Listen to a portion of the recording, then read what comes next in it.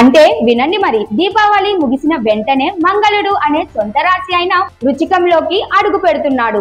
ఈ మార్పు చిన్నది కాదు, చాలా రాశుల జీవితాల్లో కొత్త వెలుగులు వస్తాయన్నమాట. జ్యోతిష్య శాస్త్రం ప్రకారం మంగళుడి సంచారం ధైర్యం, శక్తి, నైపుణ్యానికి నిదర్శనం. ఇప్పుడు మిగతా వాళ్ళ సంగతేమో పక్కన పెడితే, కొన్ని రాశుల వారికి ఇది బంగారు రోజులు తెచ్చే ఛాన్స్. తులారాశి వాళ్ళ మీకు కుజుడు అదృష్ట గృహంలోకి వచ్చేస్తాడు.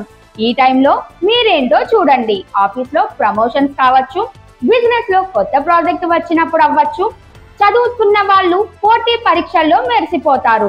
విదేశీ ప్రయాణం కూడా లైన్ లో ఉండొచ్చు. అంటే ఈ టైం మీకు గ్రాండ్ గా ఉండబోతోందని అనేసాలు. ఇక వృశ్చిక రాశి వాళ్ళ సంగతి చెప్తానండి. మీ రాశిలోకి మంగళుడు వచ్చేస్తాడు. అంటే మీలో నోరు మూసేసిన శాంత స్వరూపం కాకుండా ధైర్యం, డిసిషన్ మేకింగ్, సాహసాల వర్షం కురుస్తోంది. బిజినెస్ లో పెట్టుబడులు పెడతారు, లాభాలే మిగిలేలా ఉంటాయి. స్పోర్ట్స్ పోటీలు ఏదైనా రంగమైనా మీరు ఫామ్ లో ఉండబోతున్నారు. మీనరాశి వాళ్ళు ఈ జాబితాలోనే ఉన్నారు. మీ కష్టానికి ఇప్పుడు నిజమైన ఫలితం దక్కుతుంది.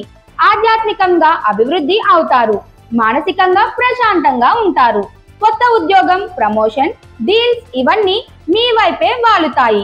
ఇంట్లో కూడా శాంతి ఉంటుంది, సామరస్యం మెరుగవుతోంది. మొత్తానికి చెప్పాలంటే దీపావళి ముగిసిన తరువాత ఈ 3 రాశుల వాళ్లకు మంగళుడు గోల్డెన్ ఛాన్స్ ఇచ్చినట్టే.